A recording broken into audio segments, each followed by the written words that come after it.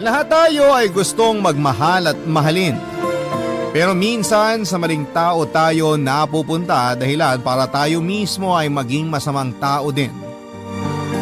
Ikaw kabarangay, paano mo babaguhin ang maling pananaw mo sa pakikipagrelasyon?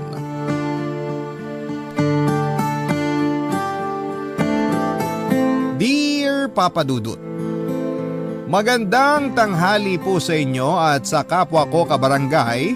Tawagin niyo na lamang po ako sa pangalang Albert. 27 years old, taga Rizal at avid listener niyo po ako at madalas kong pakinggan ang Barangay Love Stories through podcast at na-inspire po ako sa mga kwento ng ating mga kabarangay. Kaya naman naisipan ko na gusto ko rin pong magbahagi. Pero bago tayo dumako doon ay gusto ko muna kayong bigyan ng kaunting impormasyon tungkol sa akin. Dati po akong volunteer teacher sa isang special education school sa bayan namin. Pero sa kasalukuyan ay ako na po ang tumatao sa family business namin. Papa Dudut, hindi ko na po idedetalye ang tungkol sa pamilyang kinalakhan ko dahil ang gusto ko pong ikwento ay kung paano ako napunta sa sitwasyong hindi ko na alam kung paano alisan. Tawagin niyo na po akong makasalanan. Pero dad, at mahilig ako noon sa ganung babae. Kaya agad akong nagtapat ng feelings sa kanya. Kaso hanggang sa pagkakaibigan lang ang tingin niya sa akin. Umaasa pa rin ako na magbabago ang nararamdaman niya at magugustuhan ako, pero hindi na yon nangyari hanggang sa graduate na kami sa college. Nalaman ko na lamang sa kaibigan niyang si Heidi na nag-asawa na siya at may anak na sila. Broken hearted po ako noon, Papa Dudut. Kahit na hindi naging kami, masakit sa akin ang katotohanan ng hindi na siya magiging akin. Hindi lang halata sa ating mga lalaki pero grabe tayong magdamdam kapag nasaktan.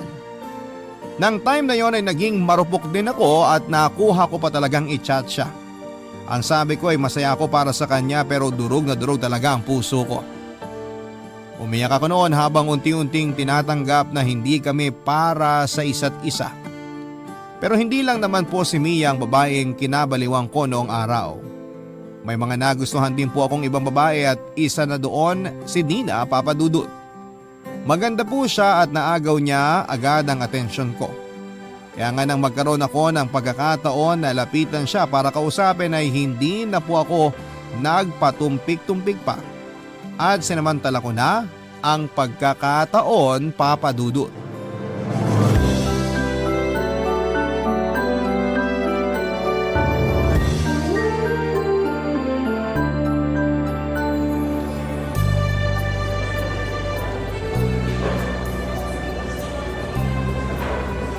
Hi miss, pwede ba kitang tabihan? May kasama ka ba o… Wala. Sige, pwede kang umupo. Ako nga pala si Albert. Ikaw, anong pangalan mo? Dina. Bagay na bagay sa'yo. Kasing ganda mo. Wow ha? Ngayon lang tayo nagkita pero bumabanat ka na ng ganyan. Hindi yun banat. Nagsasabi lang ako ng totoo. Maganda ka talaga. At kahit sinong lalaki sa paligid mo mapapalingon talaga sa'yo. Sandali. May boyfriend ka na ba? Mamaya may lumapit dito tapos suntukin na lang ako bigla ah. Sira, walang lalapit kasi wala akong boyfriend. Sa ganda mong yan, maniwala ako sa'yo. Kung ayaw mong maniwala, di wag mo. Ikaw ba? Baka may jowa ka na ha? Alam mo, sakto kasi wala akong girlfriend. Seryoso? Wala ka bang nililigawan o kahit crush man lang? Meron akong niligawan pero binasted lang ako eh. Saklap naman. Oo, hindi na yata ako magkaka-girlfriend. Ewan ko ba? Ginawa ko naman lahat. Huwag kang magsalita ng ganyan. Baka hindi lang talaga kayo para sa isa't isa. Alam mo, may nabasa ako. Sabi doon, kapag hindi kayo nagkatuluyan ng taong gusto mo, ibig sabihin may ibang nakalaan para sa'yo. Kaya dapat hindi ka manghinayang. Feeling ko, nakita ko na yung tao na gusto ko. At katabi ko na siya ngayon, Dina. dahan-dahan lang. Bigla-bigla ka kasi nagsasabi ng kung ano-ano dyan eh. Wala akong sinasabing kung ano-ano. Totoo yun. Alam mo, ilang araw na rin akong tsumitsyempo kung paano ka makakausap ng tayong dalawa lang. Swerte ko ngayong araw na solo kita. Hanga rin ako sa'yo kasi ang tapang mo. Yung ibang lalaki dyan, malamang natorpe na. Sila yun. Ibahin mo ako. Kapag may nagugustuhan akong babae, hindi ko na pinatatagal. Sinasabi ko na kaagad. Kung ganon, gusto mo ako. Seryoso ka talaga dyan? Walang halong keme yan, ha? Tung mukhang to, nagbibiro. Pero maniwala ka. Gusto talaga kita. Hindi kita pipiliting magustuhan ako pero sana bigyan mo ako ng chance na makilala natin isa't isa. Sabi mo single ka. Single rin ako. Walang magagalit. Ano kasi Albert, Hindi mo kailangan mag-decide ngayon. Bukas, magkita tayo rito. Tapos sabihin mo sa akin ang sagot mo.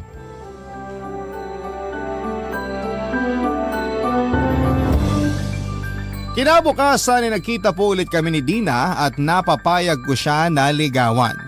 Hindi nga nagtagal papadudot ay naging kami po at ako na siguro ang pinakamasayang lalaki sa balat ng lupa.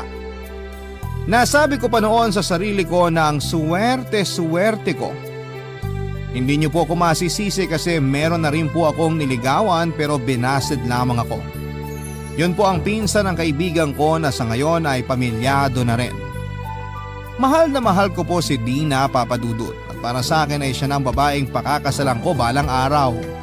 Bubuo kami ng sariling pamilya at magkakasama pa rin sa pagtanda. Kaya lang hanggang pangarap na lang yon dahil tulad ng ibang magkarelasyon ay dumanas din po kami sa pagsubok ni Dina. Kaibahan lang ay hindi namin yon nalagpasan ng magkasama. Ang sinasabi ko po ay nang mapansin ko na nawawala na siya ng oras sa akin. Hindi naman po ako demanding na boyfriend at hindi rin ako palaaway. Kaya ang unang ginawa ko noon ay plinano kong kausapin siya ng masinsinan sakaling meron na ngang problema sa relasyon namin na hindi ko alam papadudot.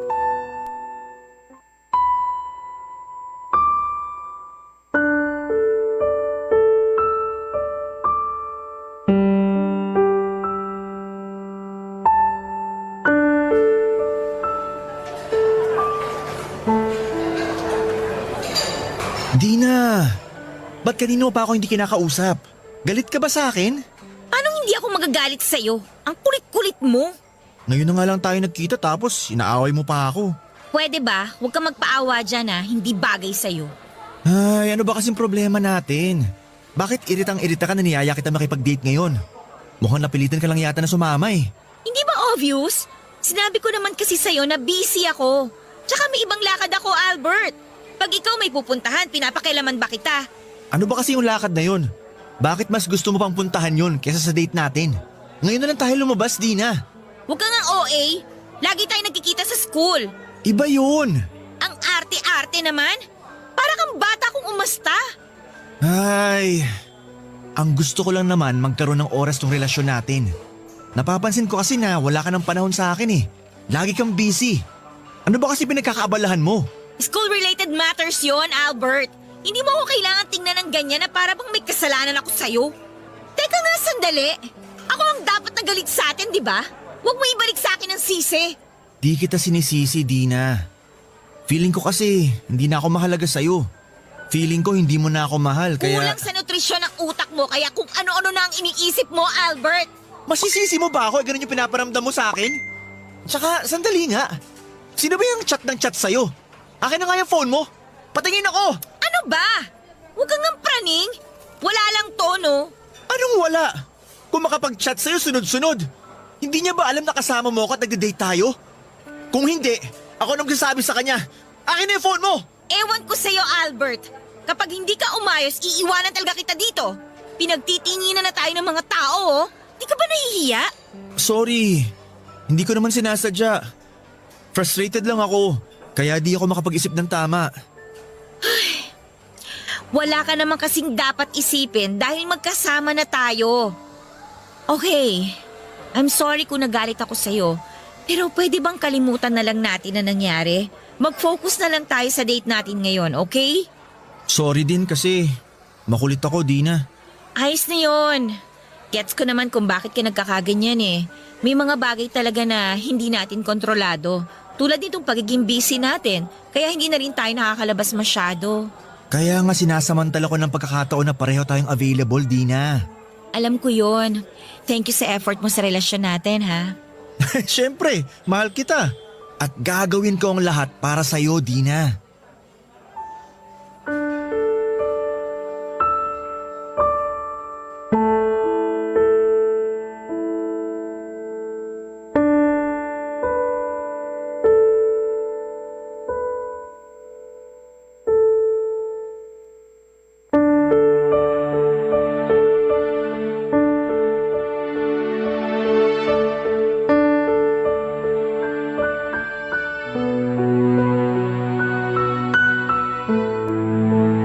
Papa Dudut, hindi po ako kumbinsido sa sinasabi ni Dina na hindi tungkol sa ibang bagay ang dahilan kung bakit lagi siyang busy pero wala akong nagawa noon dahil ayokong mauwi sa matinding pagtatalo ang usapan namin, Papa Dudut. Kaya kahit mabigat sa dibdib ay nanahimik na lamang ako. Pero sabi nga nila walang sikretong hindi nabubunyag. Ganun po ang nangyari matapos kong matuklasan ng tunay na dahilan kung bakit walang panahon sa akin si Dina. Dahil may ibang lalaki siyang pinagkakaabalahan. At ang masahol pa ay boyfriend din niya ito. Pinagkaiba lang namin ay nauna yon at ako ang pangalawa. Ibig sabihin pinagsasabay kami ni Dina. Akala ko ay wala nang masasakit pa na mabasted pero para po akong sinampal ng 2x2 sa mukha ko ng paulit-ulit matapos akong lokohin ni Dina, Papa Dudut. Pero sa kabila ng lahat, humingi pa rin ako ng paliwanag sa kanya at tinawagan ko pa siya noon pero yung boyfriend niya ang nakasagot. Pinamukha lang niya sa akin, Papa Dudut, kung saan ako lulugar. Doon ko tinanggap na talo na ako. Na hindi na dapat ako maghabol dahil halata naman kung sino ang mas mahal niya sa aming dalawa. At kahit na nasasaktan ay pinilit ko pong makapag-move on, Papa Dudut. At hindi ko na po sinubukang manligaw at magmahal muli. Tinanggap ko na lang, Papa Dudut, sa sarili ko na wala ng pag-asa para sa akin ang maging maligaya dahil malas ako sa pag-ibig. May sekreto po akong aaminin. Noong 7 taong gulang ako ay nakaramdam na ako ng kakaiba sa yaya kong si Rona. Maganda po kasi siya, morena at may katawang makurba. Sa edad niyang 30 years old ay mukha pa rin siyang bata at isang araw ay pinapatulog po ako ni Rona noong tanghali pero hindi ako dalawin ng antok tapos ay nakita ko na lamang na nakaidlip na siya. Doon ko siya tinitigan ng husto at nakaramdam ako ng pagnanasa na halikan siya. Pero pinigilan ko po ang sarili ko dahil alam kong mali yun. Nang lumaki na ako ay nadala ko po yung ugaling yon, kaya madalas akong magkagusto sa matanda sa akin. Pero dahil napakamalas ko sa pag-ibig ay hindi ko na po sinubukang maghanap ng single na babae para lingawan. Pagod na kasi ako. Pero puputi na lang siguro ang uwak, hindi na yon mangyayari. Hanggang sa isang beses ay nakapanood ako sa internet ng mga video ng mga lalaki na kung tawagin ay other guy. Sila po yung kumakabit sa may mga asawa o karelasyon na. Karamihan sa kanila intensyonal ang pakikiapid. At mukha naman silang masaya kaya naisip ko na bakit hindi ko subukan yon. Hindi nga nagtagal ay nakilala ko si Rochelle via Facebook. Sobrang ganda po niya, Papa Dudut.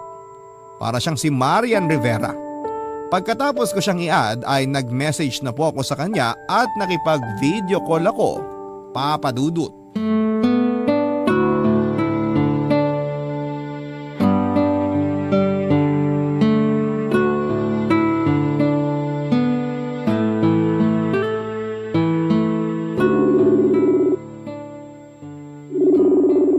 Online naman siya pero bakit kaya di niya sinasagot?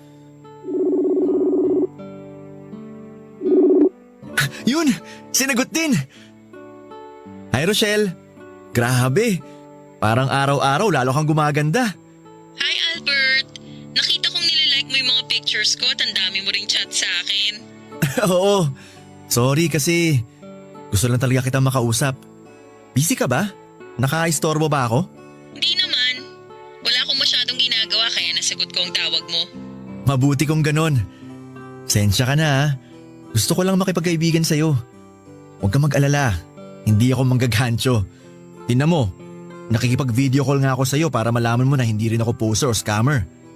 Gandang-ganda talaga ako sa'yo eh. Kaya gusto kitang makilala. Kung ayos lang naman, syempre. Ano kasi, Albert? May asawa at anak na ako. Alam ko yun kasi nakikita ko rin ang mga picture nyo. Pero chinat mo pa rin ako at kinukulit? Oo, nabighani mo kasi ako, Rochelle. Sana bigyan mo ako ng chance na makilala ka. Wala namang kaso kahit pamilyado ka na eh. Hindi naman nila malalaman. Kaso Albert… Nararamdaman ko gusto mo rin ako. Kasi kung hindi, sana binilak mo na ako. Wala naman akong dahilan para hindi ka magustuhan. Mukha ka namang mabait. Tapos magaling ka ring magpatawa. Kapag binabasa ko ang mga banat at jokes mo, napapangiti ako at natatawa. Nawawala yung stress at pagod ko. Pero ang lalo kong hinangaan sa'yo, yung pagiging matyaga mo. Kasi kahit madalas hindi ko agad nasisina mga chat mo at nasasagot ang tawag mo, hindi ka pa rin sumusuko. At kahit alam mong may asawa na ako, gusto mo pa rin ako. Ganito talaga ako kapag prosigidong mapansin ng isang tao. Pero wala ka bang girlfriend dyan para pagkaabalahan mo pa ako? Paano kung sabihin kong wala? Maniniwala ka ba? Talaga lang ah. Baka mamaya meron na tapos gusto mo lang mag-cheat sa kanya. Uy, loyalista ako no? Kung meron man, hindi ko yung gagawin. Kaso wala nga. Okay, sige. Naniniwala na ako. Kaso nag-aalangan pa rin ako sa gusto mong mangyari eh. Kahit na magkalayo tayo, may asawa pa rin ako, Albert. Paano kung mahuli niya tayo? Hindi yun mangyayari dahil mag-iingat tayo, Rochelle. Sige na, pumayag ka nang makipag-LDR sa akin. Hindi naman ako demanding na boyfriend. Maiintindihan ko kung mas marami man ang oras na igugugol mo sa mag-ama mo. Ewan ko. Hindi pa rin ako sigurado. Saka anong assurance ko na mapagkakatiwalaan kita? Sa panahon ngayon, madami ng manluloko at gago. Kaya nga kikilalanin muna natin ang isa't isa. Pangako, magbabago rin ang tingin mo sa akin dahil hindi ako susuko na patunayan sa'yo kung gaano kita kagusto. Siyempre, alam ko po na meron na siyang asawa at mga anak. Kaya nga hindi na ako nagulat matapos niyang ipamukha sa akin na taken and not available na siya. Pero wala po akong pakialam, Papa Dudut. Ang goal ko noon ay makikabit sa may asawa o may karelasyon tulad ng mga napapanood ko. Kaya imbes na ma-discourage ay na-challenge pa ako na magpapansin kay Rochelle. Kaya pagkatapos naming mag-video call ay inisto ko muli ang mga pictures niya at lalo ko lang siyang pinagpantasyahan, Papa Dudut. Sa sobrang ganda niya at sexy ay mapagkakamala na wala pa siyang anak. Hindi nga nagtagal ay lagi na kaming nagkaka-chat.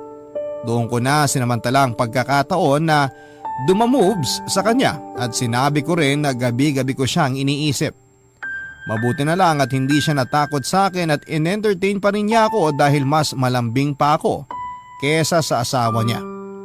Lalo ko lang din siyang kinulit na makipag-LDR sa akin, Papa Dudut.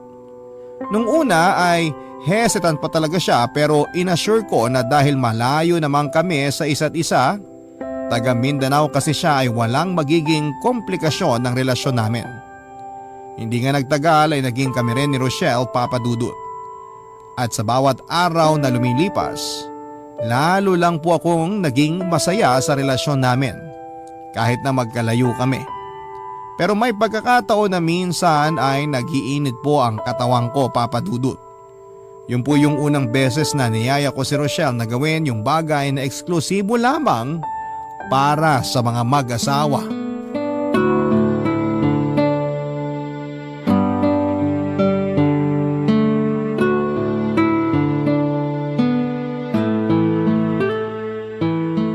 Albert, bakit kanina ka pa tawag ng tawag? Namimiss kasi kita, Shell.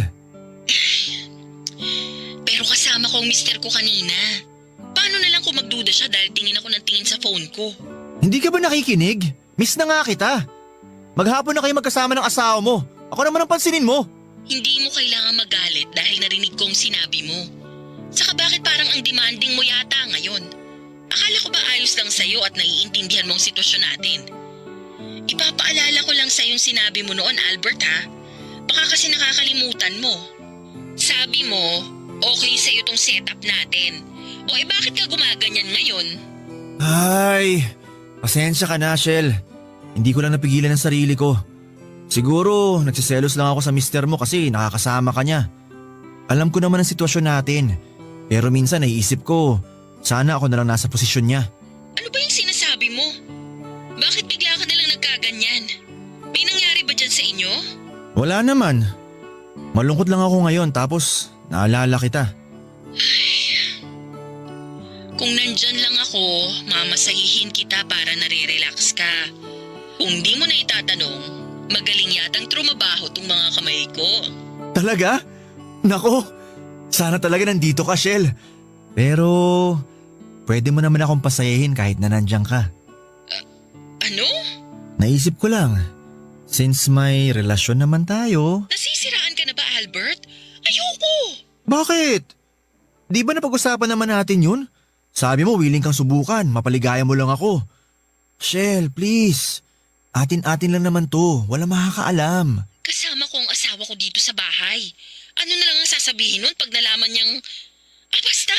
Eh di pumunta ka sa CR. O di kaya, hinaan mo lang boses mo. Sige na, pumayag ka na. Promise, magugustuhan mo rin pagkatapos natin. Albert naman! Please, kahit ngayon lang. Pero hindi ko alam kung paano gawin yun.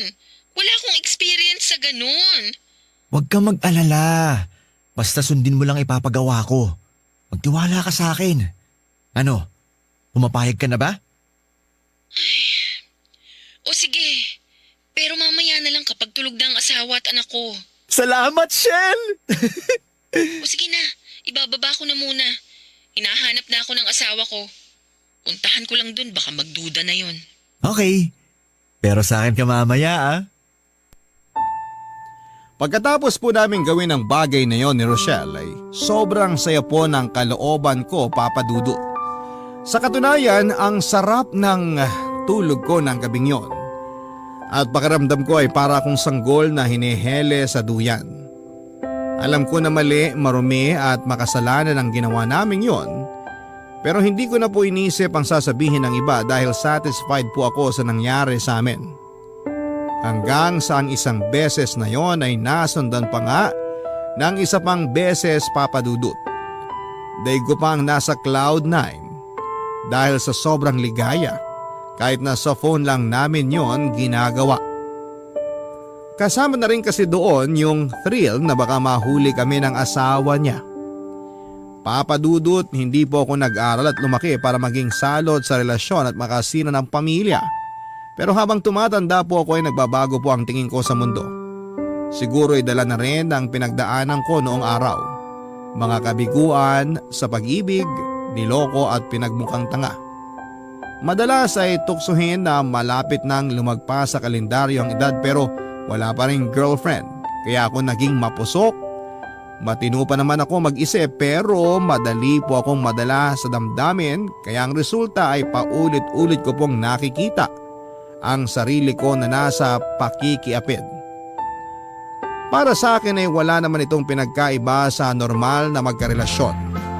Pero hindi lang talaga tanggap sa lipunan natin na pwede tayong magmahal ng higit pa sa isa, Papa Dudut.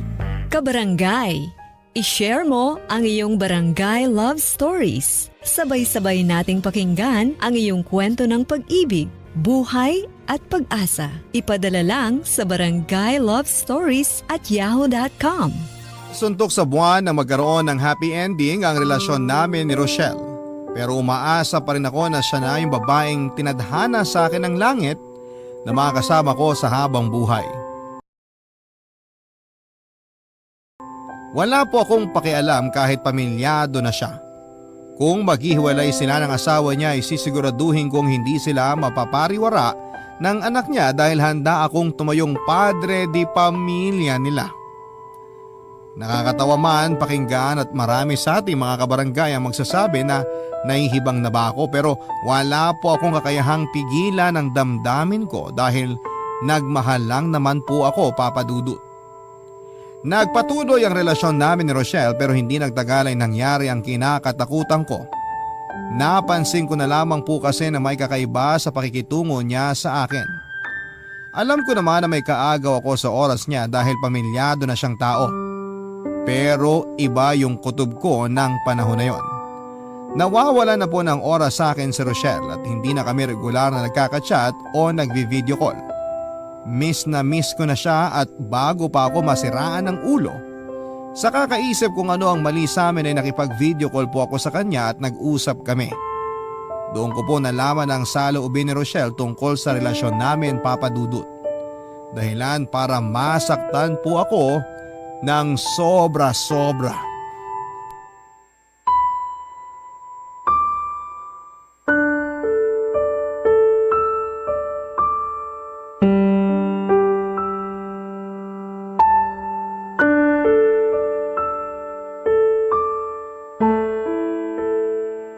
Shell! Bakit ilang araw mo nang hindi sinasagot ang call ko? Sinisin mo lang din ang mga chat ko. Albert, magkasama kami ng asawa ko. Naliligo lang siya ngayon. Wala akong pakialam.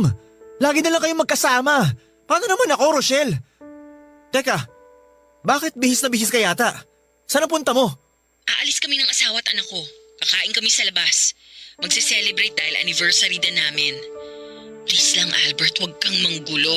At ako ba talaga ang panggulo sa pamilya mo? Wow! Shell, baka nakakalimutan mo. May responsibilidad ka sa akin dahil boyfriend mo ako. Ano bang sinasabi mo?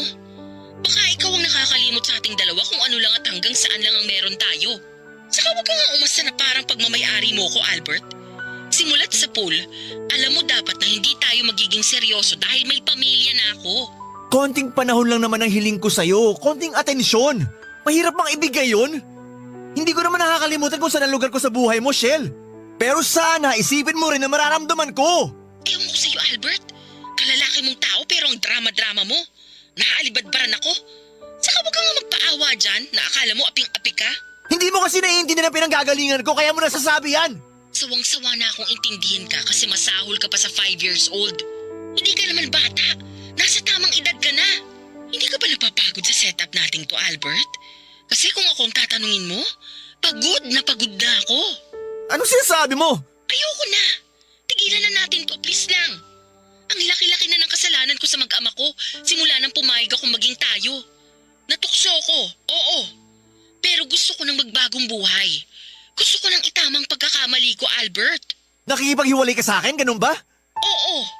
Huwag mo na akong kukontakin dahil ayokong malaman ng asawa ko na may iba akong kinakausap na lalaki. Ayokong maghinala siya at ayokong masira ang pamilya namin. Hindi naman sila naghihinala kaya bakit kailangan mong tapusin ang meron tayo? Mahal kita, Rochelle! I'm sorry pero buo na ang desisyon ko. Kung mahal mo talaga ako, igagalang mo ang gusto kong mangyari. Sorry talaga, Albert. Huwag mo naman gawin sa akin to. Nagmamakaawa ako. Magtitiis ako. Hindi na ako magagalit kapag hindi mo ako kagad kinakausap. Huwag mo na ako iwanan. Parang awa mo na.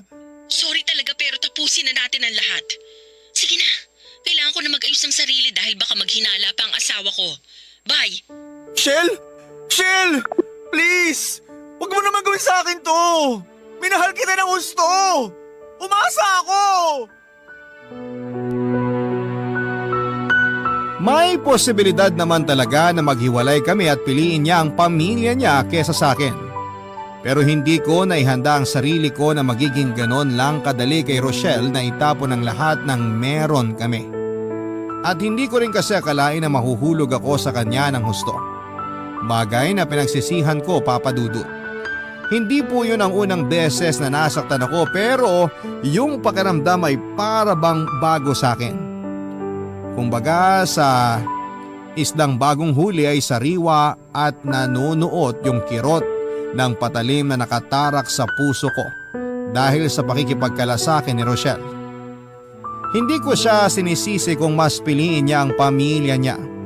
Sinulang ba ako sa buhay niya, hindi ba? Kaya nga kahit masakit, kahit mahirap lunukin ay nagparaya ako, Papa Dudut. Iginalang ko ang desisyon niya at pinilit ko ang sarili kong mag-move on at siguro ay napagod na lang akong maging desperado. Kaya naman pinakawalan ko na lang siya at inayaang maging masaya kahit na ako ay nagdudusa. Awang-awa po ako sa sarili ko, Papa Dudut, pero wala naman akong magawa para pigilan yung sakit.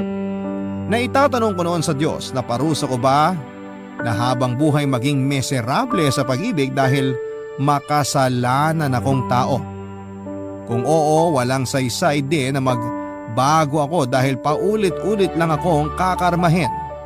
Kaya nga imbis na tumigil ay pinagpatuloy ko po ang pag-move on kay Rochelle sa pamamagitan ng paghahanap ng bagong karelasyon na may iba ring karelasyon. Bukod sa akin, may isang tao pa po akong pinagkatiwalaan at nakaalam ng sikreto ko. Yon ay si Josie na kaibigan ko, Papa Dudut. Nagpapasalamat ako sa Diyos dahil kahit paano ay may tao siyang ibinigay sa akin para makausap ko at mapagkatiwalaan ng mga ginagawa ko. Ikinuwento ko sa kanyang nangyari sa amin ni Rochelle at kung gaano ako nasaktan ng husto. Alam din niya na imbis na matuto, pinagpatuloy ko pa ang pagiging third party sa iba. Pinayuhan pa ako ni Josie na tigilan ko na ang ginagawa ko dahil masasaktan at mapapahamak lamang ako sa bandang dulo, Papa Dudut.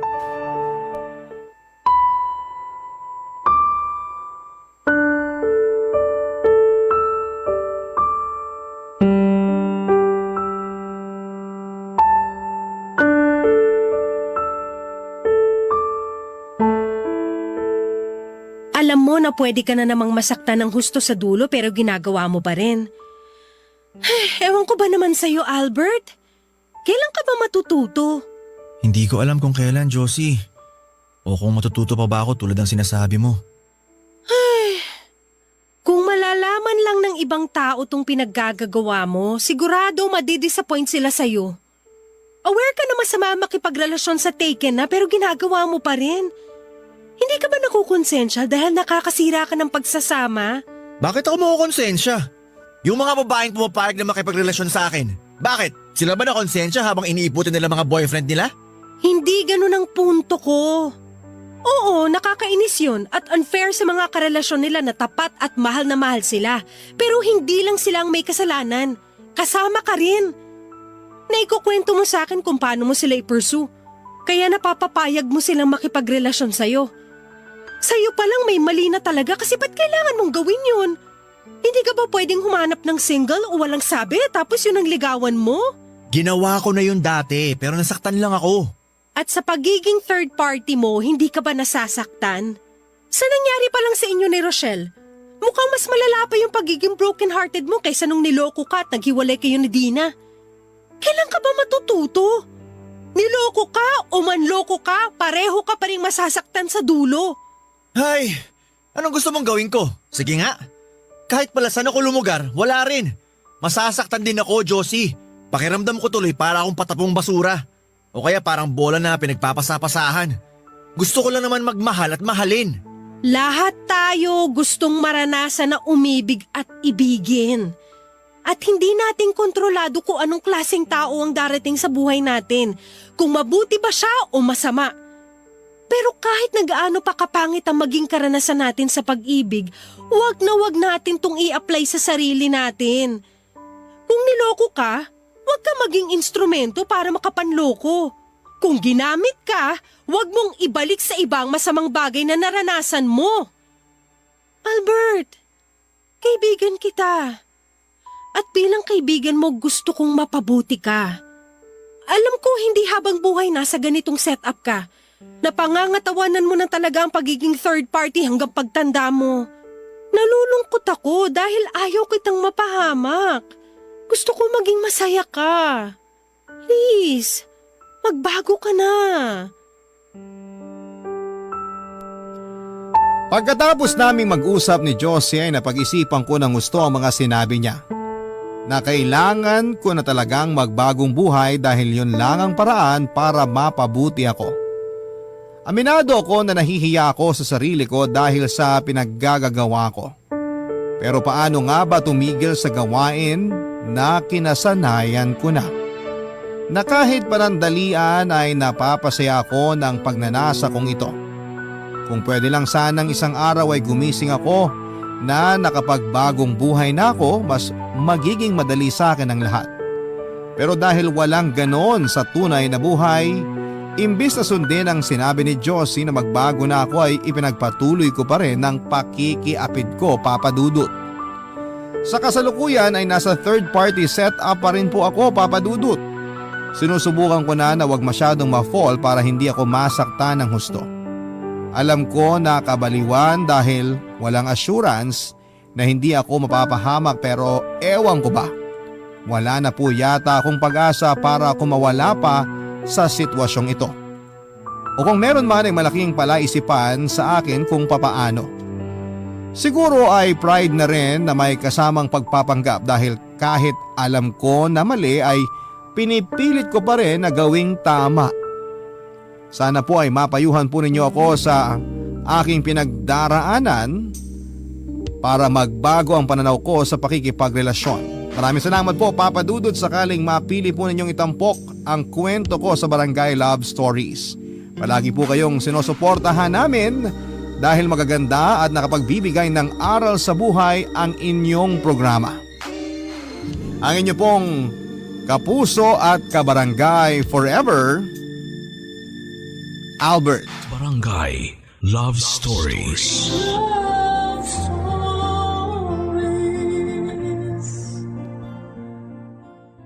Barangay LS 97.1 Number 1. Forever. Ang mga kwento ng pag-ibig, kwento ng buhay at kwento ng pag-asa dito sa Barangay Love Stories.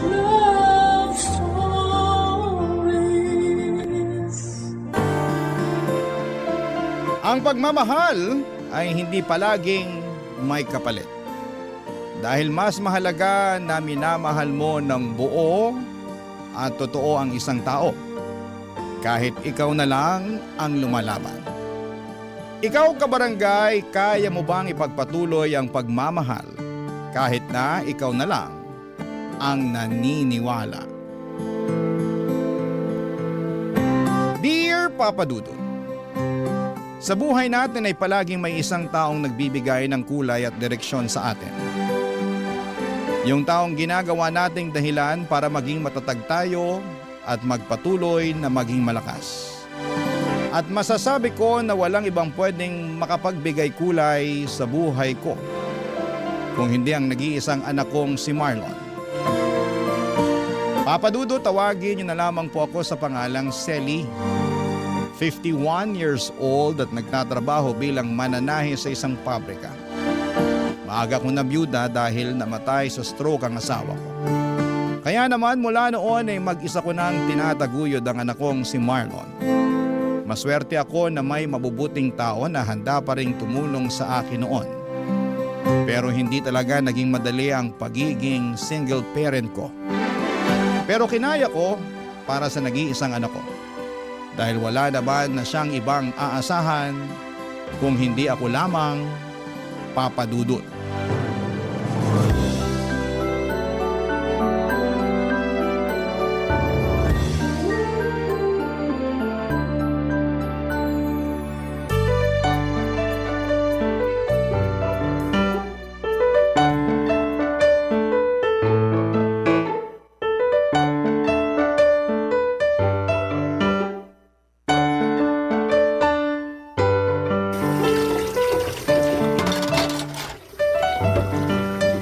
Ma, tulungan ko na po kayo sa pagliligpit nyo dyan sa lababo. Ay, kaya ko na to, Marlon. Asikasuhin mo na lang yung mga natirang bisita mo sa sala. Nakaalis na rin po sila, tsaka nakapaglinis na rin po ako ng mga kalat doon kanina. Ah, ganun ba? Eh, magpahinga ka na muna at hayaan mo na lang akong tapusin ang pagliligpit ko dito. Ma, alam ko po na mas pagod kayo kaysa sa akin. Kaya ako na lang po, hayaan nyo na akong tumulong sa pagliligpit nyo dito. Eh, sige na nga. Punasan mo na lang yung mga bagong banlaw na mga baso at pinggan nang matuyo agad ang mga yan. Ayan lang sa may sabitan ng malinis na pamunas. Sige po, Ma. Ma, thank you po pala sa paghahanda nyo para sa pagtatapos ko ng high school Wala kang dapat na ipagpasalamat sa akin. Kasi alam mo namang matagal ko na rin plinano to. Ilan buwan pa lang bago ang graduation mo, tinanong na kita kung anong mga pagkain ang gusto mong lutuin ko para sa espesyal na araw na to. Opo. At ang sabi ko po sa inyo noon, ayos lang sa akin kahit hindi na tayo maganda para hindi na kayo mapagod sa pagluluto. At hindi ako pumayag kasi espesyal na araw to para sa ating dalawa. Yung araw na nakapagtapos ka ng high school at natupad mo ang isa sa mga pangarap ko para sa'yo. Ang totoo ma, nahiya nga po ako sa inyo Ha? Eh bakit naman? Kasi po wala naman po akong kahit na anong award na nairegalo sa inyo. Sino namang may sabi na kailangan mong magka-award para may mairegalo ka sa akin? Narinig ko lang po yun sa mga kaklase ko na honor students. Na ang regalo daw po nila sa mga magulang nila, yung academic awards na natanggap nila sa graduation namin. Akin na nga muna yung pamunas at gagamitin ko muna sa mga kamay ko. Sige po ma, ito. Alam mo, anak, malaki ang regalo na binigay mo sa akin sa araw na to. Ang regalo na nakapagtapos ka ng pag-aaral mo. Kahit po wala akong natanggap na kahit na anong award kanina. Oo naman. Ay, pahawak nga ako nitong mga kamay mo. Anak, hindi mo kailangan na magkaroon ng kahit na anong award o kahit matataas na grade para mapasaya ako. Mas importante sa akin na alam ko kung paano mo pinagsumikapan ang lahat para matapos mong pag-aaral mo. Salamat po ma. Kasi na-appreciate nyo rin po yung effort na ginawa ko para makatapos ng high school. Ay ako ang dapat na magpasalamat sa iyo, Marlon. Salamat kasi sinuklian mo ang lahat ng ginawa kong pagtatrabaho para sa pag-aaral mo. Salamat sa high school diploma na regalo mo sa akin. Basta ma, pagbubutihan ko pa po lalo ang pag-aaral. Lalo na sa kolehiyo. Pangako po ma, ako naman po ang babawi sa inyo.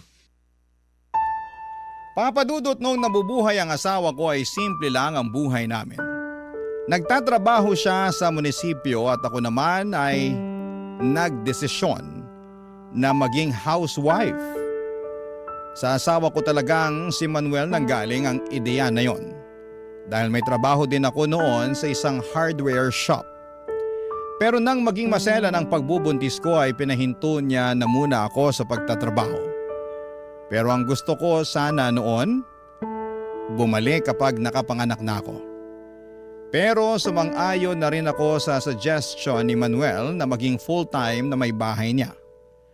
Gusto niya rin na matutukan ko ang pag-aalaga hindi lang sa kanya, kung hindi pati na rin sa anak naming si Marlon.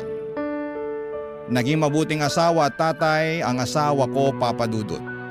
Hindi man kalakihan ang sweldo niya pero nagagawa naming pagkasyahin yon sa lahat ng gastusin dito sa bahay. Pareho kasi kaming hindi maluho ng asawa ko, Papa Dudut. Kaya naman ang gastos namin ay para lang sa mga importanteng bagay o kaya ay sa mga espesyal na okasyon. Simple lang ang buhay namin pero masasabi kong masaya at kontento talaga kaming pamilya. Kaya naman nang mawala si Manuel ay ginawa ko pa rin ang lahat para hindi maramdaman ni Marlon ang malaking pagkukulang sa buhay namin, Papa Dudut.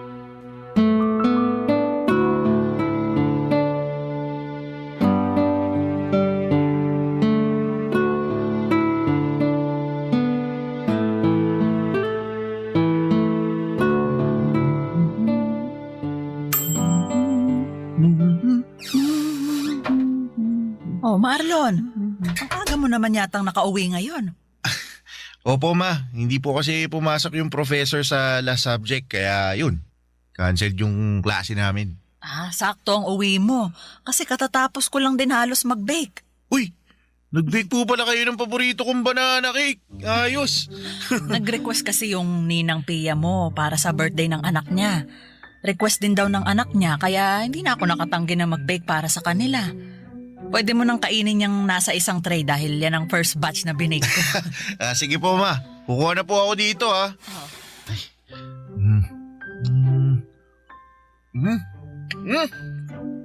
Grabe naman po mo, napakasarap talaga nitong banana cake na gawa nyo, ayos. Anak, para namang ngayon mo lang natikman ang banana cake na binibake ko. Iba po kasi yung pagkakabake nyo ngayon, sobrang sarap. Ma, hingi pa ako ha. Kumuha ka lang sa tray na yan kasi para sa'yo talaga yan. Mauubos ko po yung buong tray na to, ma. Kahit ubusin mo pa yan, meron pang extra na tray ng banana cake para sa'yo. Buti na lang at napaaga yung uwi ko ngayon. Masusulit ko yung napakasarap na binake nyo, ma. Alam mo, kanina ko pa napapansin ha, parang napakasaya mo ngayon ha. May gusto ka bang ikwento sa akin, Marlon? Halata po ba, ma? Hindi lang halata. Kung hindi halatang halata talaga. Ano bang nangyari at ganyan kakasaya? Wala naman po kakaibang nangyari kanina sa university. Pero may gusto po pala akong itanong sa inyo. Ano yon, Marlon?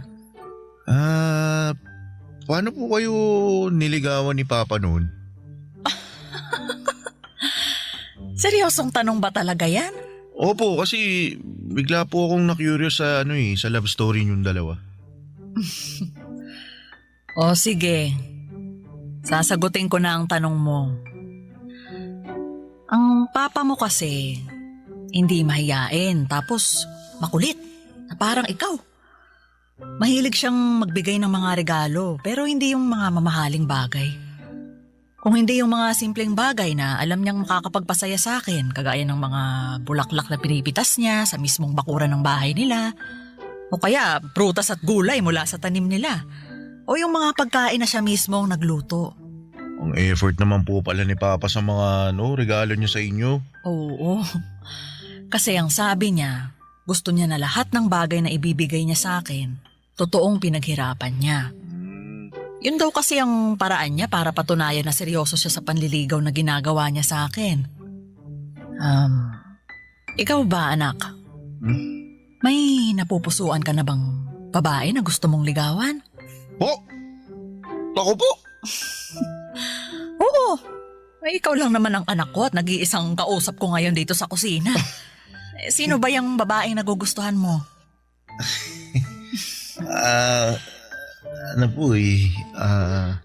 Kaklase mo ba yan? Hindi po, pero estudyante rin po siya sa university na malapit sa amin.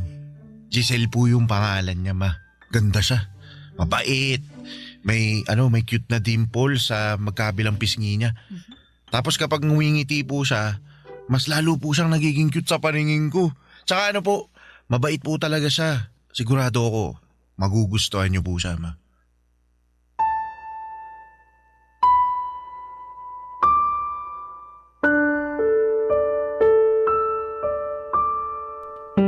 Papadudot masasabi kong maswerte ako sa anak kong si Marlon. Malaking tulong yon para kahit papaano ay gumaan ang responsibilidad na dinadala ko noon. Kasi masipag siyang mag-aral at matyaga sa mga bagay na ginagawa niya. Wala man siyang academic awards na naiuuwi sa bahay o naipapakita sa akin. Sapat na yung alam kong hindi niya pinapabayaan ang pag-aaral niya. Yun naman ang importante para sa akin. Yung nagiging responsable siya sa ginagawa niya. Bukod sa pag-aaral ay mahilig din siyang mag-basketball. Yun na halos ang pinakalibangan niya noon. May mga oras pa nga na dinadala niya sa bahay ang mga kaibigan niya at tuwang-tuwa ang mga ito kapag nagluluto ako ng pagkain, lalo na kapag nag-bake ako ng banana cake. Hobby ko na rin kasi ang pag-bake noon kapag may libreng oras ako. At ang banana cake na binibake ko ang pinaka-paborito ni Marlon. Sinabi pa nga ng mga kaibigan niya na dapat daw ay nagbe-business ako ng pagbebenta ng banana cake. Pero hobby ko lang talaga yon, Papa Dudut, kaya hindi yon pumapasok sa isipan ko. Barangay Love Stories. Barangay Love Stories.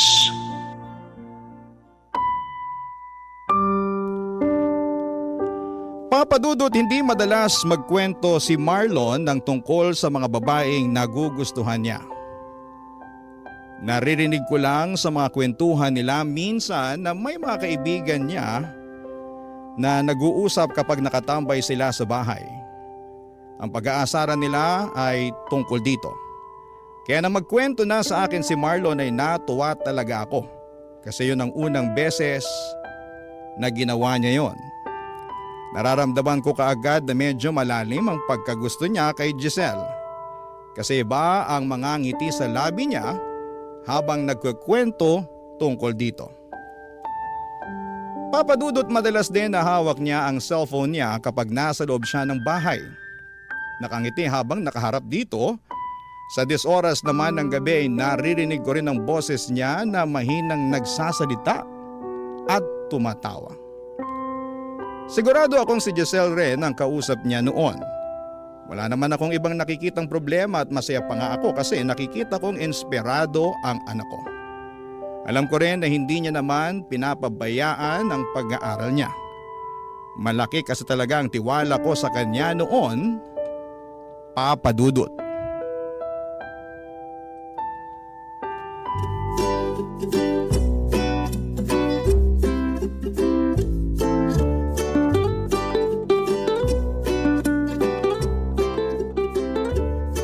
Anong masasabi mo sa sinigang na hipon na luto ni Mama? Masarap, Marlon. Kinilig ka sa sarap, di ba? Parang ganun na nga. Sabi ko naman sa'yo masarap magluto yung mama ko. Mamaya matitikman mo yung napakasarap na banana cake na palagi niyang binibig. Nirequest ko talaga yun para sa'yo. Naku, kapag natikman mo yun, makakalimutan mo talaga yung pangalan mo. Totoo ba yan, ha? Marlon, Oh. baka naman masyado nang mag-expect si Giselle na masarap ang binibake ko na banana cake, ha? Bakit? Masarap naman po talaga, Ma. Ang dami na nga pong gustong umorder at maging reseller ng binibake nyo Kayo na lang po talaga yung tumatanggi sa kanila. Alam mo naman na hobby ko lang ang pagbibake na ginagawa ko, Marlon. Pareho po kayo ng mommy ko, tita. Mahilig din po siyang mag-bake. Talaga? Ano yung madalas na binibake ng mami mo? Chocolate brownies and muffins po, tita. Pero hobby lang din po niya ang mag-bake kasi ayaw niya rin po na gawing business yun eh. Alam mo, sa totoo lang kasi, magastos din gawing business ang pagbibake. Malaki-laking puhunan ang kailangan namin kung gusto talaga naming simulan yun. Marami ring oras ang makakain sa bawat araw namin. Nabanggit din po yan ni mommy, tita. Pareho naman daw silang may maayos na trabaho ni daddy kaya hindi niya pinupush na gawing business. Tsaka ayaw niya rin daw po na bawasan pa ang budget na para sa bahay o sa pag-aaral ko. Kaya nga sabi ko kay mommy sa oras na makatapos ako ng pag-aaral at magkaroon ng regular na trabaho, ako mismo ang magpapatayo ng bakery para sa kanya. Nakakatuwa ka naman, Giselle. Bakit yun naman po nasabihan, tita? Kasi bumubuo ka na kaagad ng mga pangarap para sa magulang mo. Sa panahon kasi ngayon hindi lahat ng kabataan ganyan mag-isip. Pero ayos lang naman sa akin kasi alam ko na iba na talaga ang kinasanayan ng mga tao ngayon. Magkakaiba nga po ang paniniwala ng mga tao pagdating sa bagay na yan.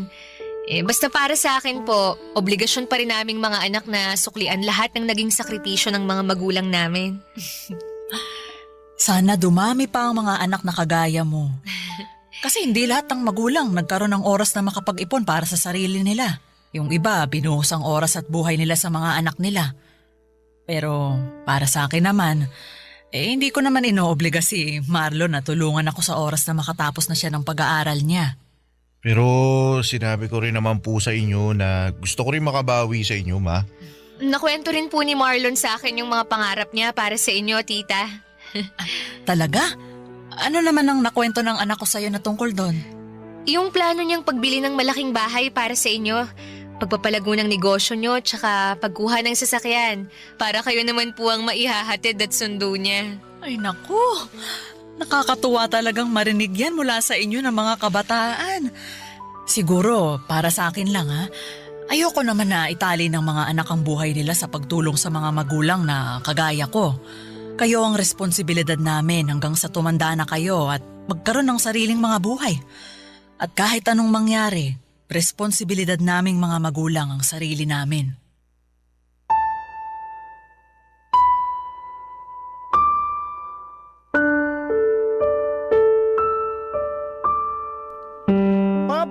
masasabi kong magandang dalaga si Giselle lalo na sa personal. Nakita ko na siya sa mga pictures sa cellphone ni Marlon.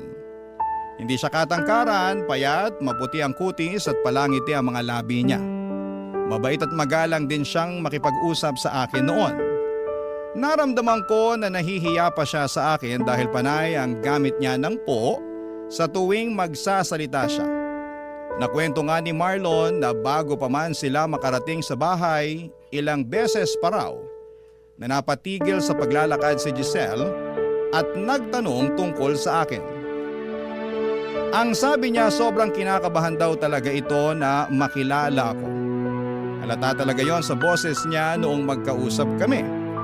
Pero hindi naman nagtagal noon at naramdaman ko na kahit papaano ay nagiging magaan na ang loob niya na kausap ako. Sa unang beses na nakilala ko ng personal si Giselle bilang nililigawan ng anak ko ay nagustuhan ko na kaagad siya para kay Marlon. Naisip ko kaagad na makakasundo ko siya dahil nakikita ko ang sarili ko sa kanya.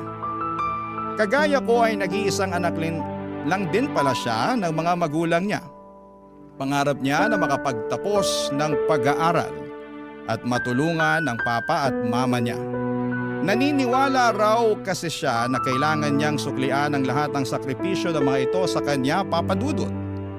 Kaya noon pa lang ay natutuwa na kaagad ako dahil mukhang maayos na babae ang napiling ligawan ng anak kong si Marlon, Papa Dudut.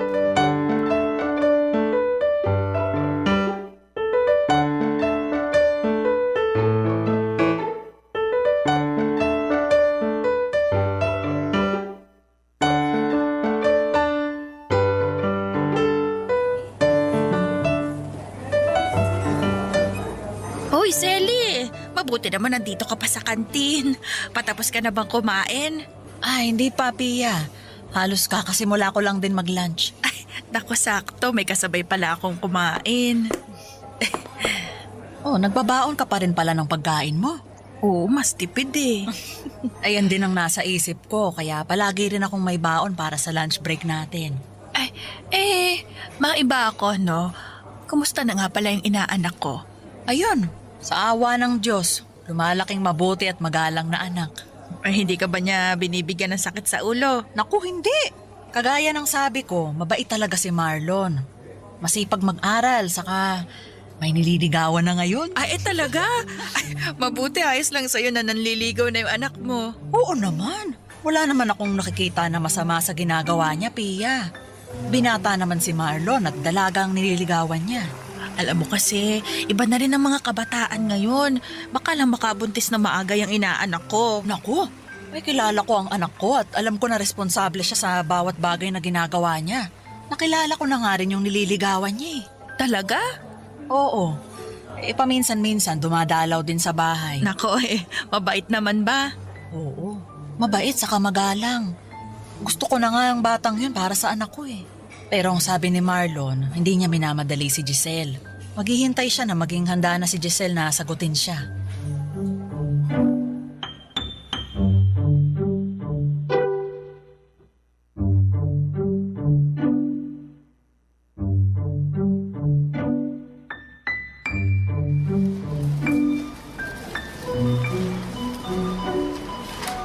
Wala na ba tayong nakalimutan na isama dito sa grocery cart natin, Marlon? Mukhang wala na pong kulang, ma. Nandito na po lahat ng nasa listahan na pinakita nyo kanina. Mabuti naman. Pumwesto na tayo dun sa may pinakamaikling pila na cashier para makapagbayad na tayo. Sige, ma. Tara po.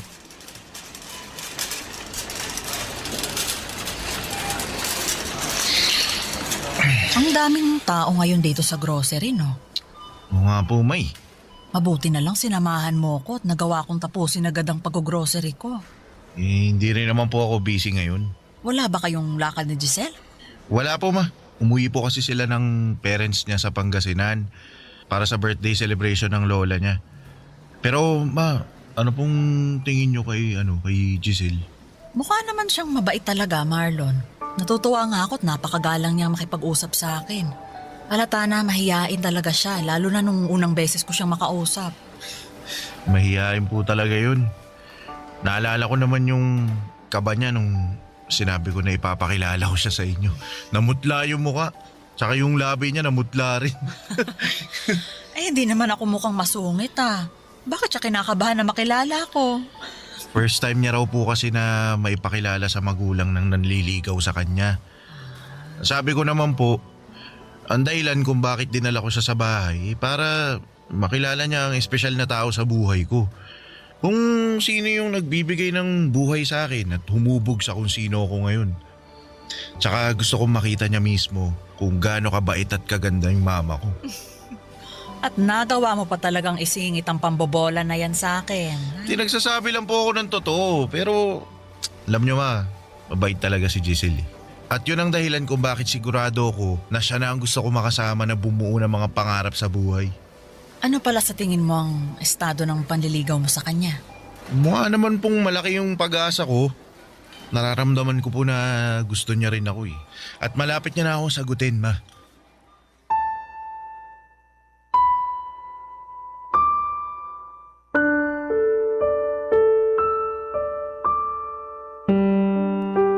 Papa Dudut, kagaya ng sinabi ko kanina, yun ang unang pagkakataon na may naikwento sa akin si Marlon na tungkol sa babaeng nagugustuhan niya.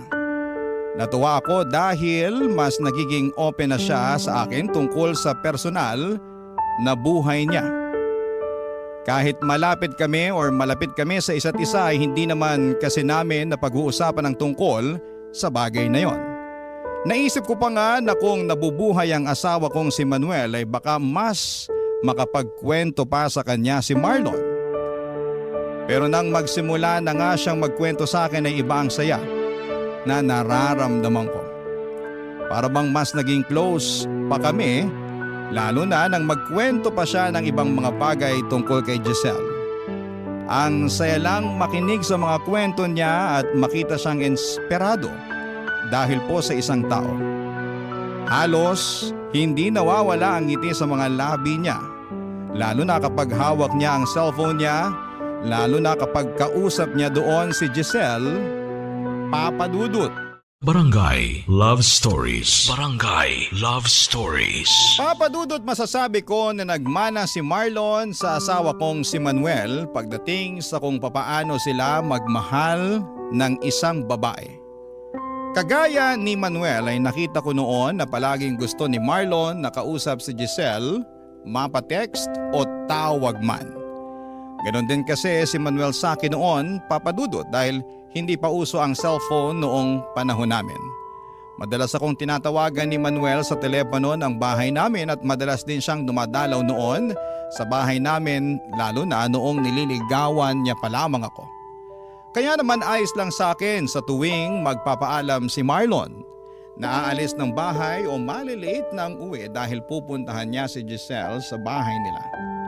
At sa tuwing magkukwento si Marlon ang tungkol sa panliligaw na ginagawa niya kay Giselle, nakikita ko ang kakaibang kislap at saya sa mga mata niya. Bagay na nagbibigay din ng saya sa akin kasi ramdam ko noon kung gaano niya kamahal si Giselle, Papa Dudut.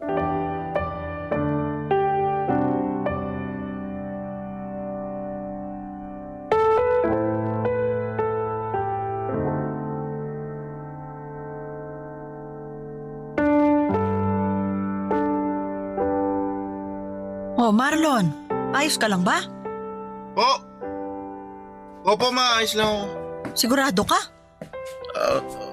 Opo. Eh bakit parang ibang boses mo kanina? Nagbubukas pa lang nitong pinto, naririnig na kitang halos nanggigigil dyan sa cellphone mo. May problema ba anak? Ma, sinabi ko na nga wala akong problema, di ba? Ano po ba mahirap intindihin sa sinabi ko? Ayos lang po ako kaya hindi nyo na kailangan paulit-ulit na tanungin. At hindi mo rin kailangan na magtaas ng boses habang kausap mo ko, Marlon. Pasensya na po ma. Ayos lang. Ano ba kasing problema? Sino ba yung parang paulit-ulit na tinatawagan mo? Wala po ma. Yung kaklase ko lang po yung tinatawagan ko kasi may kailangan ako itanong tungkol sa research paper namin eh. Sige po, papasok na muna ako sa kwarto kasi may gagawin pa ako eh.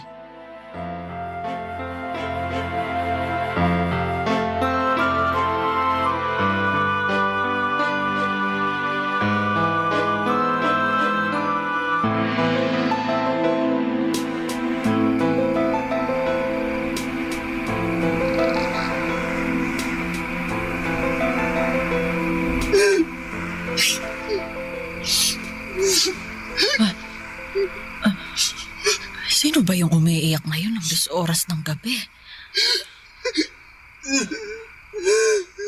Teka, parang boses ni Marlon yun ah.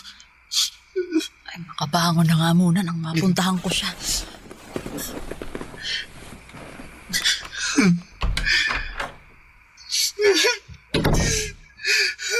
Ginawa ko naman lahat. Saan ba ako nagkulang? Ba't hindi ako yung pinili mo? Marlon, anak! Ma, sorry po kung nagising kayo. Kailan ka pa natutong uminom ng alak? Pasensya na po. Kailangan ko lang po ng pampatulog. Anak, ano ba talagang problema? Wala po, ma. Ayos lang po ako. Huwag niyo po ako lalahanin. Hindi ka maayos. Magdadalawang linggo ka ng palaging tulala, tapos ngayon, nagpapakalunod ka naman sa alak. Sabihin mo na sa akin ang totoo.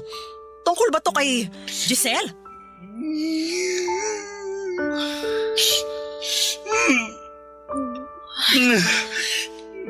Nag-away ba kayo ni Giselle?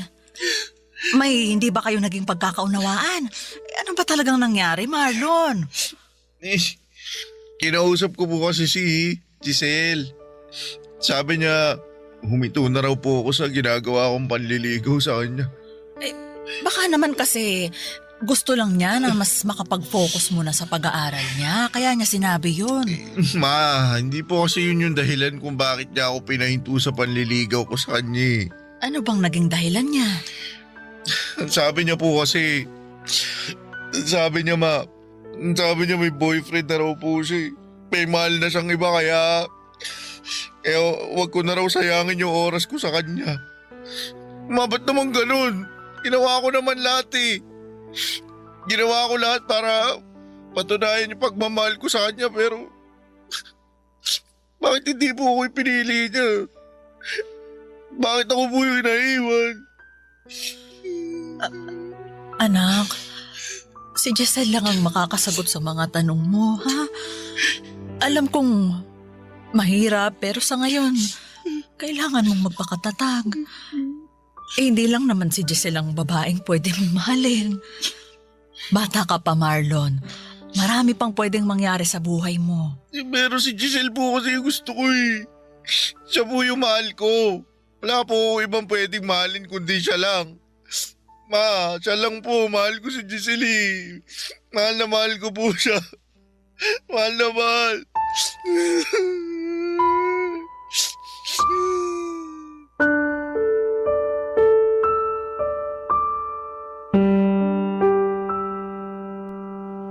Papadudot, alam kong napakabata pa ni Marlon para maramdaman ang totoong pagmamahal para sa isang babae.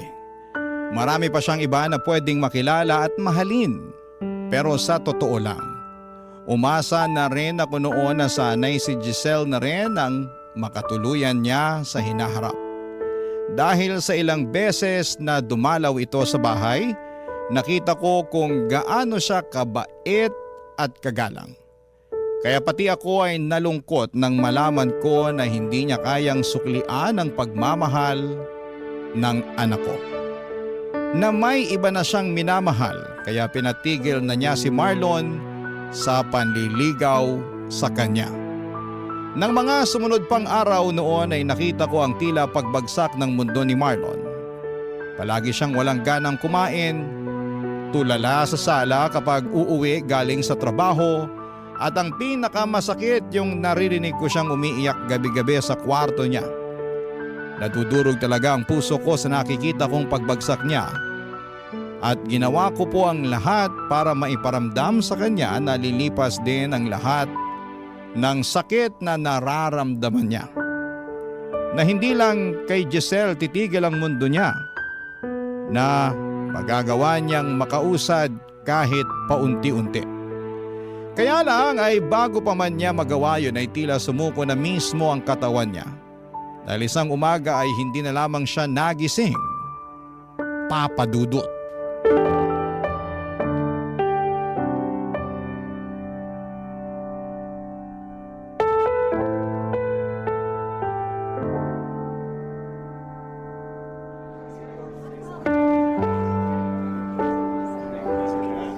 Selly, hindi mo pwedeng pabayaan ang sarili mo. Wala na rin namang dahilan para alagaan ko pang sarili ko, Pia. Huwag mo namang sabihin yan. Wala na si Marlon eh. Wala na yung nag-iisang tao na nagbibigay ng dahilan para mabuhay pa ako sa mundong to. Selly, dapat ako na lang yung namatay eh. Dapat ako na lang yung hindi nagising. Dapat ako na lang ang nandyan sa kabaong na yan. Tama na yan. Huwag ka magsalita ng ganyan. Alam mo, Pia, akala ko talaga okay na si Marlon eh. Na kahit paano, nakakausad na siya. Magkasabay pa kaming naghapunan noon. At nakita ko na rin siyang ngumiti ulit. Yun pala. Yun na ang huling beses na makikita ko siyang nakangiti. Pia, napakabata pa ng anak ko. Napakabata pa niya para mamatay. May dahilan kung bakit maaga siyang kinuha ng Diyos. Isipin na lang natin na hindi niya na mararanasan pa yung ibang paghihirap sa mundong ito. Selly, lakasan mo lang loob mo, ha? Kailangan mas lalo kang magpakatatag ngayon. Tita Selly, Giselle, anong ginagawa mo dito? nakikiramay po ako. Ikaw? Nakikiramay? Ang lakas naman talaga ng loob mong pumunta talaga dito sa burol ng anak ko. Selly, huminahon ka. Paano ko hihinahon kung nasa harapan ko ang dahilan kung bakit namatay ang anak ko? Tita, wala po akong kasalanan. Wala! Sigurado ka? Kung hindi mo pinaasa ang anak ko, hindi siya masasaktan ng sobra. Hindi ko po pinaasa si Marlon. Kung hindi mo siya pinaasa, sana hindi ka na lang pumayag na ligawan ka niya. O sana, hindi mo na lang pinatagal ang panliligaw niya sa'yo. Giselle, alam ko namang hindi mo obligasyon na mahalin ang anak ko. Hindi mo obligasyon na suklian ang pagmamahal niya sa'yo, pero sana, hindi mo na lang siya pinaasa. Sana hindi mo na lang sinayang ang pagmamahal niya sa'yo. Kaya umalis ka na dito!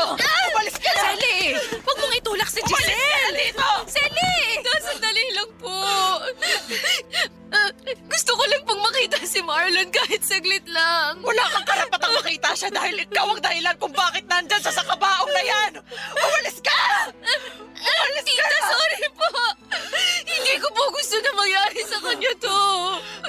Hindi ko po gusto mawala si Marlon. Sorry po, Tita. At hindi na rin umubuhay ng mga sorry mo si Marlon! Selly, tama na. Huminahon ka na. Umalis ka na dito, Giselle!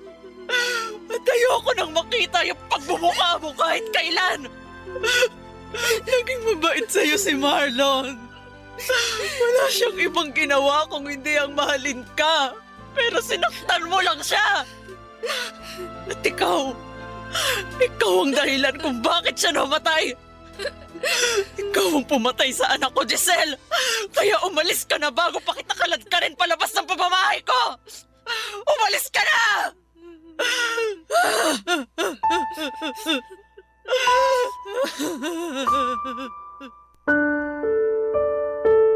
Bangungot ang kinamatay ng anak kong si Marlon Papadudot. Pero pakiramdam ko ako ang habang buhay na nabubuhay noon sa isang bangungot. At kung pwede lang ay magising na ako sa bangungot na yon. Kung pwede lang na sana ay hindi na lamang totoong wala na ang nag-iisang anak ko. Hindi totoong iniwanan niya na ako. Kaya lang kahit na anong kurot o sampal pa ang gawin ko sa sarili ko, kahit na anong kirot pa ang maramdaman ko, ay hindi na mababago pa ang katotohanang wala na si Marlon. Naalala ko pa ang huling gabi na nakausap ko siya. Nagawa niya akong sabayang kumain ng hapunan Pero halos 3 subo lang ng ulam at kanin ang nagawa niya noon. Nagawa rin ngumiti ng mga labi niya kahit namumugto ang mga mata niya. Nagpasalamat din siya kasi palagi ko siyang kino-comfort. Hinahawakan niya ang kamay ko at muling ngumiti sa akin. Akala ko Papa Dudut ay okay na siya noon. Ang buong akala ko ay magiging maayos na siya. Umasa ako na kahit papaano ay babalik na siya sa dating sigla kahit paunti-unti. Na matututunan na niyang makausad kahit mabagal. Pero hindi pala. Hindi man siya ang sumuko, ang katawan niya naman ang nagdesisyon na hindi na lumaban pa. Papa Dudut, hindi niyo naman siguro ako masisisi kung nagalit ako kay Giselle, lalo na noong dumalaw siya sa burol ng anak ko. Nakita ko kung gaano siya minahal ni Marlon. Walang ibang ginawa noon ang anak ko kung hindi ang ipakita at iparamdam na seryoso ito sa panliligaw kay Giselle. Pero hindi yun nagawang suklian ni Giselle. Ang nasa isip ko sana noong una pa lamang ay hindi na pinatagal ni Giselle ang panliligaw sa kanya ni Marlon. Sana'y hindi niya pinaasa ang anak ko. Sana'y hindi niya pinalalim ang pagmamahal na nararamdaman noon Wala na rin ng namang anak ko, dahilan Papa para Dudut, sa kanya. Hindi man siya pumatay sa anak ko, para sa akin ay siya ang naging dahilan ng pagkamatay ni Marlon. 2 taon na ang nakakalipas mula nang mawala si Marlon, pero parang kahapon lang nangyari ang lahat. Parang kahapon lang niya ako iniwanan. At umaasa ako na sa paghilom ng sugat ng puso ko, Papa Dudut, dahil sa pagkawala niya, ay maghilom din ang galit na nararamdaman ko para kay Giselle. Dahil alam ko na hindi rin gugustuhin ng anak ko na patagalin ang nararamdaman kong galit para sa babaeng sobra niyang minahal. Salamat po sa pagbasa ng aking liham at sa mga kagaya ko na nawala ng minamahal sa buhay. Naway makausad tayo at matutong magpatawad sa mga nakapanakit sa atin. Ang inyong kapuso at kabarangay forever, Selly. Anong say mo sa Barangay Love Stories na ito? Pagkwentuhan natin sa comment section yan.